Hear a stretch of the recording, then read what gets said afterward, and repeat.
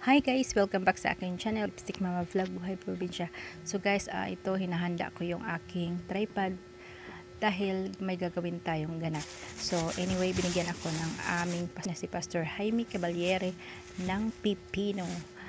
At ito ay 4 na piraso. So ayan, may 3 sa loob nitong plastic. At may pansit na bili kaninang umaga na worth 10 pesos kasi alam mo naman, dakilang ina, walang kasama. Kami ng dalawa ni baby, ayan siya tulog. So, ngayon, ang gagawin is, pupunta tayo doon sa may, nakalimutan ko ang aking tripod. So, dalhin ko kayo doon sa may tangkalan natin ng baboy kasi meron tayong biik.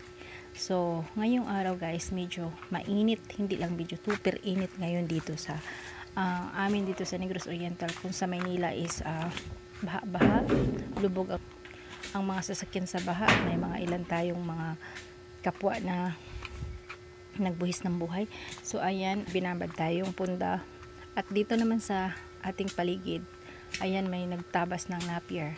So pupunta tayo doon sa may tangkalan ng aming baboy dahil nandoon yung ating 2 perasong biik. So ako lang dito guys na naiwan dito sa aming bahay at saka sa tindahan. Kami lang 2 ni baby. Sapit na tayo sa may tangkal. So ginagawa ko lahat. Oo, tinda. Yan yung ating 2 biik. So naghabang ako nandito, ang tenga ko naman is nandoon sa tinda kinig kay baby. Oo, ganun. So ang gagawin natin is huhugasan natin yung tangkal at paliliguan natin sila.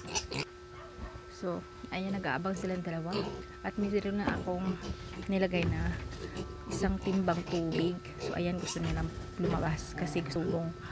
Anyway, 2 araw pa lang to dito guys sa ating tangkal. Binili ko to siya ng 2,000 isa. So ayan, pinaliguan ko na silang 2. So yung una kong pinaliguan ay yung babae. Ayan, babae, super ingay talaga yun siya. As in, super duper ingay.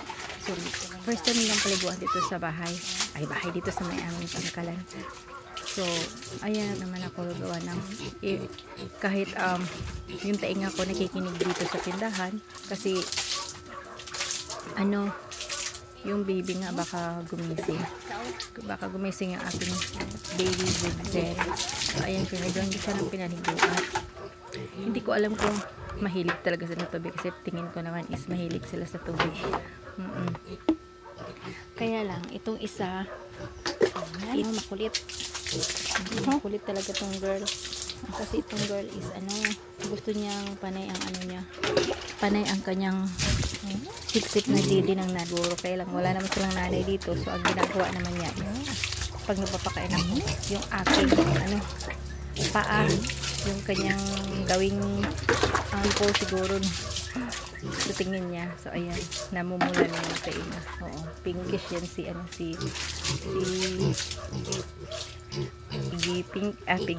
Piggy girl. So ayan, takbot ba sila sa tubig dahil girl, sabi ko pag hindi ko paliligoy mainit na yung baka naman is magwawala sila dahil sa pareho. So inahan ko na ng paligo, diba? So ayan, so after nito magpa-upper natin itong paligo. So yung gusto ko nang lumabas, kaya lang dili lagi pwede. Ay alam mo babae gusto niya lumabas ng unang. So hindi po pwede, kaya tumigil muna ako sandali.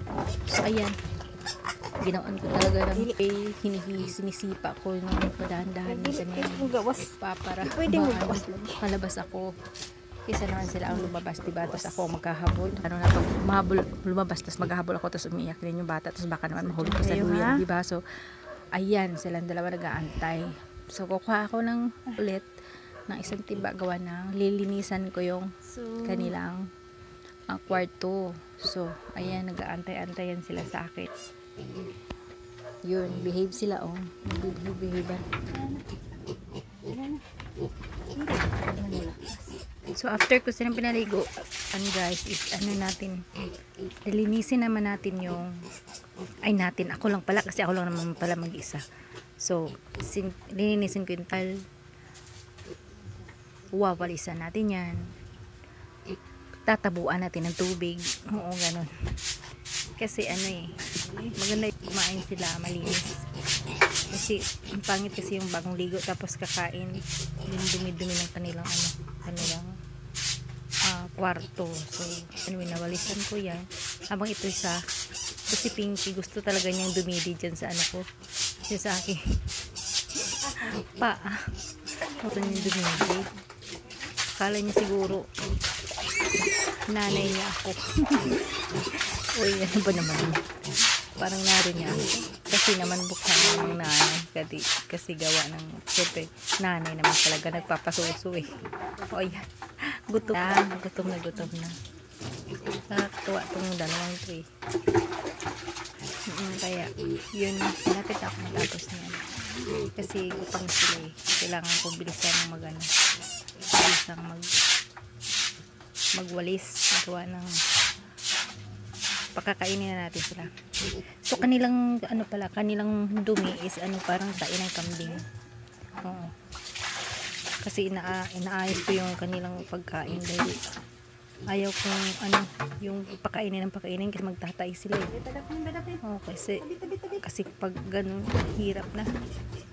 Yun, yung isa gustong lumabas. Sinisipa ako talaga. Sinisipa ako. Pero hindi yung sipa ng malakas. Yung tinutulak ka lang paa. Si Pink, yung tainga, yun yung babae. Yung makulit, gustong dumidi, ang ingay, yung pinakamaingay sa lahat. Sa kanila, dalawa lang pala. So, nagwe-wait sila kasi alam nila ang pakakainin ko na sila. So, ang kainan nila yung maliit na gulong. Kasi, mas maganda yung gulong kasi anytime mo siya pwede linisan. Kaya yung gusto ko lumabas oh. Plakotsero siguro to sila draw. So ayan, nadala-dala ko na yung kainan. So pakakainin na natin sila. Sa kanila kasi ganito lang kadami dahil bago silang walay sa nanay, gamitin mo to, pagpunuin mo to, tapos every 2 hours bigay sa kanila ganito na. Kasi sila, ang kain nila is pag overfeed yung malambot. Hoy! Kaya dito. So, ganun lang ang pakain.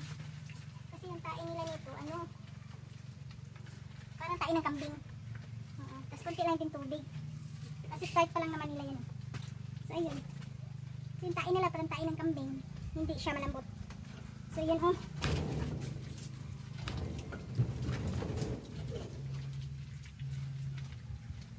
So, ganun ang iwasan natin pag nagpapakain tayo. Huwag masyadong marami.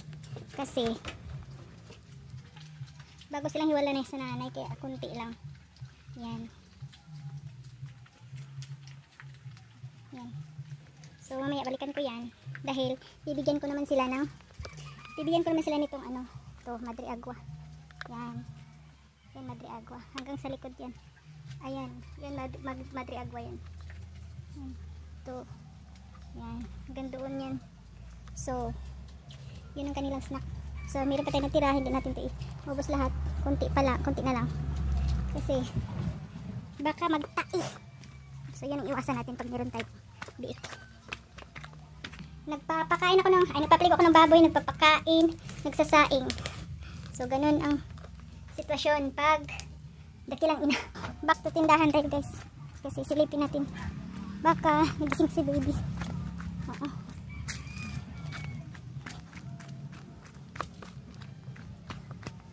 So, salamat sa inyong panonood. So, ayan, pinagpapawisan ako ng gusto. Ligo ako after. Okay.